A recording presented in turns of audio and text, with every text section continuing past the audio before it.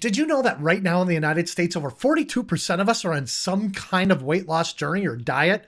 But yet, the average diet for most women only lasts 4 weeks, and for men, it's not much better at 6. Odds just aren't in our favor, are they? But to help you crush those odds and to help you sail past day 30 with ease, I'm going to share with you in this video my 5 essential and intangible tips that are going to help you reach your weight loss goals. All that's coming up right now. Let's go. Hey everyone, my name is Jason, if we've never met before, and I am a rural pastor from southwestern Minnesota. Yeah, sure, don't you know? And well, over the last 20 to 30 years, I have literally gotten way too big for my britches, put on about an extra 150 pounds onto my frame that my body just don't need. And because of that, my guess is that I was on track for an early grave. And because of that, and because I know that my body is supposed to be a temple for the Holy Spirit, this year in 2025, I decided once and for all at the age of 55 to do something about it. And I decided to go on the carnivore diet. And it's a journey, I'm telling you, my friends, that's well worth it. I've been having some great successes, and I'm excited to share my journey with you, and that's why I'm here today. Now, like you, if you've ever been on a diet, and I'm guessing if you're watching this video right now, you're either thinking about starting one or you just started one real recently. And like all of us, right, the odds just aren't in our favor. There are some things that just kind of stack up against us. Here's just a quick few of them. You know, they say it takes 21 days to start a new habit, or it takes 21 days to ditch an old one. In my case, I bet it was more like almost 30. I was a total Diet Coke addict. There were decades, every single day, where I had to have a Diet Coke in my hand almost at all times. I kid you not, on the average day, I would go through more than a 2-liter bottle of Diet Coke. I should have had it stock in the Coca-Cola company. I would have been rich. But in any event, I don't need it anymore. Sure, I have one once in a while if I go out and grab a bite to eat, which isn't very often. But if I go to Chipotle and get myself a carnivore meal, I might have a Diet Coke. But I don't buy it at the store anymore. I don't go down to the convenience store and have a Diet Coke anymore. I don't keep it in the house anymore. I just don't need it. I'm not addicted to it anymore. I don't desire it anymore. But it takes a time to form those new habits, doesn't it? And that's sometimes because the sugar monster can be vicious. You know, you go grocery shopping and it's hard not to walk through the bakery and have that sugar just go right up into the nose. It's like Coke, man. I mean, it's just, we go to Sam's Club almost every week. We live about 45 minutes away from any big shopping. And also we'll drive and we'll go to Sam's Club. And, you know, we get our stuff on the right-hand side, your paper goods and whatever. And then we get some frozen things. Like I get these big tube of frozen hamburgers. They're great. Well, then to get from there to the meat section, we got to walk through the produce. And then from there, you got to walk through the bakery. And as soon as I get just past the bakery doors, I swear that sugar just goes whoosh right into the face. And it's like snorting that sugar right up the nostrils. And it's like, oh, all over again, right? It's like that sugar monster wants to be fed. It's kind of like that Egger monster in Men in Black. It's vicious. And some diets don't help with that. I was on a diet, a couple of years ago where you eat these little itty bitty bars throughout the day, like 5 times a day, and they're loaded with carbs. They might not have sugar in them, but they have other things that make them really sweet. They had like brownies and lemon dessert ones. It was a lot of dessert flavors. They were really sweet. And they didn't help me kick that sugar monster habit at all. Because it was like eating a Snickers bar, like a healthy version of a Snickers bar 5 times a day. And then you would eat a healthy meal at night. Now people do that and they lose a lot of weight. I have a friend. She's lost 70 pounds on that particular diet. And I'm proud of her. I hope she sustains it. But that wasn't sustainable for me because it reminded me of those foods that I wanted all the time. And well, we need tools to be able to get past those things. And that's what I want to help you with today. And that's why I came up with these 5 essential and intangible tools, these tips that I think can help you succeed. You know, for me anyway, here's things that I found that have helped me over the last 30 plus days that have really helped me in my journey. It's helped me get to day 30 easily, just smooth sailing, and now well beyond. The first one is support. And I think this is absolutely the most crucial. You need a support system of some kind. If you're married, I hope it's your spouse. If you got kids, I hope it's your kids. If you got friends around you, parishioners, congregation members, whatever it is, find someone to support you. Find a support group. You know, one time I did lose a lot of weight 25 years ago. I did Weight Watchers with my coworkers, and I had a lot of success with it. But the reason I did is because I had a support system in my coworkers. And then my family as well. They joined me in the journey, and they ate as I needed to eat, so they didn't sabotage me. Right? But at the minute I left that company and I wasn't with those coworkers and I tried to do it on my own, my old habits came back all over again. You need that with carnivore too. You need some kind of support system. Carnivore, ketovore, it really doesn't matter what you're doing. You need a support system. In my case, my support system, my biggest support is my wife. She's not doing carnivore per se, but she's kind of doing her own thing. But we eat lunch together every day, and we're eating healthy lunches together.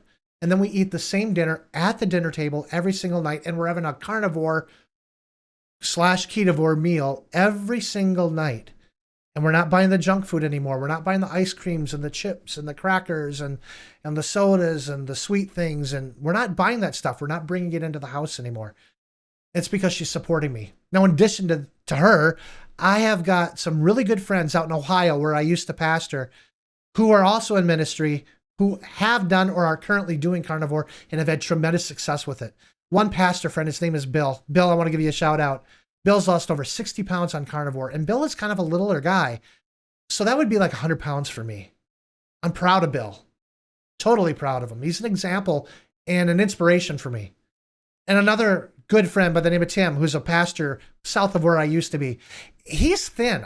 He didn't need to do carnivore because of a weight issue, but he had other autoimmune issues and other health issues that he wanted to overcome. And so he chose carnivore with it. And his wife is with him in the journey, and she's lost 85 pounds, y'all, since July. Since July, 85 pounds. Isn't that amazing? And they're just two examples. I have a friend in Nebraska who did carnivore. He's got a channel, Carnivore Couple, Pat and Kate. She's lost over 70 pounds and he's lost over 140. Total examples. Carnivore Kip down in Alabama lost over 100 pounds, y'all. He's got a long way to go, but he's on the journey and he's doing it. But we all help one another. We support one another. We encourage one another. And then I started with a support group that I just signed up for that I'm going to begin in March. I'm doing that because it helps, right? You need some type of support to help you. Tell your family what you need. Tell them how they can help you. And tell them how they can help you by not sabotaging you, by bringing stuff into the house that just isn't going to help. I'm doing this for me. It may or may not work for you, but I'm keeping a food diary every single day. There's a bunch of them out there that you could use. Like MyFitnessPal is one of them. I used it for a time. I subscribed to it. I liked it for a while, and then I just found that it just wasn't giving me exactly everything I needed. Not dissing it. Then I looked at another one called Carb Manager. I really liked it a lot, but there was some functions on it that I just wasn't overly satisfied with. So I decided to go all in and get a 1-year membership to something called Chronometer, and I absolutely love it. I love its food diary. I love its database of food, actually, is what I really like. I just like the way it works. I'm keeping a diary every single day of what I eat, and then also things like, I'm just keeping a journal. Not every single day, but I'm keeping a journal of how I'm feeling and what successes I'm having. And if days where I just don't feel uplifted, sometimes I write those down. Like here's today, I wrote, happy Thursday. Finally, the scale dropped just a bit after being at a low of 320 and then shooting back up to 323 and then down to 321. It finally dropped to 319, you know? And then I wrote something that doesn't seem to make sense. But I will be honest, it put a pep in my step this morning when I saw the scale drop. So I logged that. I put that in my diary, if you will. This is helping me. And maybe something like that, like I'm pointing to my monitor, maybe keeping a food tracker or a food diary will help you.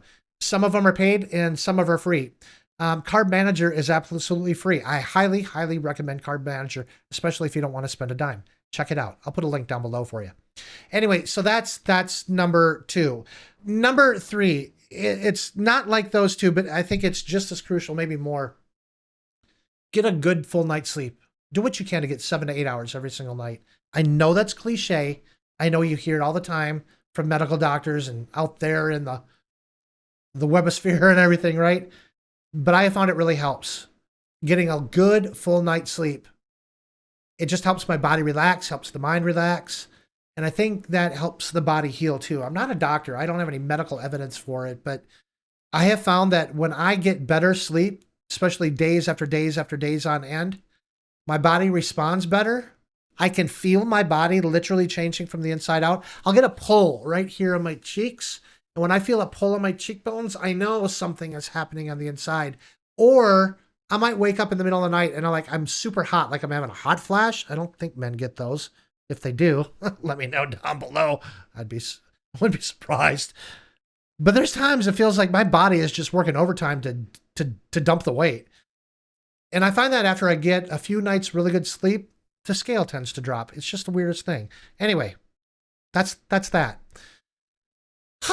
Anyway, are you liking this video so far? If you are, please give it a thumbs up. Number 4, I'm going to say this is a fun one, literally. Experiment with some different foods. Try different things that you've never done before. If you have a favorite from like when you were eating the standard American diet, try to find a way to bring that in, but make it new, make it healthy. Here's an example. I used to love going to McDonald's. I know it's Mickey D's, but man, I love a Big Mac. I love a juicy Big Mac where that Big Mac sauce is just dripping down the bun and onto your cheek and everything. I always ended up wearing it on my shirt. But I love a taste of a Big Mac. 2 all beef patties, special sauce, lettuce, cheese, pickles, and a sesame seed bun. I worked at McDonald's when I was in high school. I had to wear that stupid green polyester uniform. Oh my gosh. Anyway, that was such a long time ago. I love a Big Mac. So we've learned how to make a deconstructed Big Mac. And my wife makes this killer keto Big Mac sauce. If you want the recipe, type Big Mac sauce down below and I'll get you that recipe. That way we can do a community together. Anyway, so we make a deconstructed Big Mac. We put the hamburger on the side, we season it up, we drain the fat, and then I actually add in some butter back to it so I can get some more fat back into it. And we put the Big Mac sauce on, and we shred up some good sharp cheddar cheese, and we'll put some pickles on there too. And once in a while, put a little bit of lettuce on the side. I know it's not carnivore, but I love the crunch. There's no nutritional value in lettuce anyway, but I like the crunch, right? It's a deconstructed Big Mac, and it's a fun meal that we have, well, maybe every 9-10 days at the absolute longest period, almost every week. We do other things too. Other recipes like that. My wife makes a killer, absolutely delicious ranch dressing, keto ranch dressing. I'm going to do a recipe video one of these days on the base for all these things. It's coming up. Anyway, have fun with that. That's what I'm trying to say. There are foods out there that are delicious that you can have on carnivore. And man, if you like a steak, if you like a ribeye or a New York strip or a flat iron or a Denver cut or a chuck eye steak, oh my gosh, seared on the grill or on a cast iron pan, oh my gosh, that's a meal into itself and it's delicious. What's not to love about being on carnivore, right? Have fun with what you're eating. Number 5 is like it. This one can be a little bit controversial, especially for the carnivore community, but I'm going to say, you do you, boo, right? Do what's best for you, right? If being a strict carnivore, a strict lion diet or whatever, where it's absolutely zero veg altogether, and you're going to let somebody guilt you over the head with that, don't, right? I am like 97, 98% carnivore. But once in a blue moon, I want a little bit of lettuce in my Big Mac bowl, right? Once in a blue moon, I want a little salad on the side of my steak. Once in a blue moon, I want a few pieces of asparagus or a raw radish that I can just spoon and dunk into my wife's homemade ranch dip. If you want that recipe, type in ranch dip down below and I'll get that to you. Anyway, once in a while, I like those things. And I'm not going to let anybody be a naysayer or tell me you're not allowed to have that on carnivore. I'm doing what works for me. And you got to do what works for you too. Find that. Don't be afraid to find what works for you and stick with it and go for it. And if it's not working, change it up. If you're finding certain foods don't agree with you, then change it up. Eliminate those things. Try new things. I found some things don't work for me anymore, and that's perfectly fine. Make your diet journey your own. And whatever you do, get support, get good night's sleep, have fun with it, y'all. And if you do these things, while I can't promise you, I can almost guarantee you that you'll get to day 30 with ease and you'll sail right by it and you'll be on your way to making yourself healthy again. I mean, after all, we are in a season of Maha, are we not? Kennedy was just, as I record this video, he was just, what do they say, confirmed today as the new Secretary of Health or whatever it is. Congratulations, RFK Jr., whether you like him or not. We're in a season of Maha, of making America healthy again. You can be a part of that. Why don't you join me in that? Does that sound good? Anyway, that's it for today. I hope you've enjoyed this video. Again, if you have, please give it a like. YouTube loves it, and it'll pass it along to more people. And if you haven't, check out my very first video. It'll be here or here, where it'll be around here somewhere. Take a peek at it. Take a peek at it if you have not already. And until I get to see you again, I pray that you're blessed, and I pray that you're doing really, really well. I'll see you again here, back at Holy Ketovore, really soon. Until then, be well. Goodbye.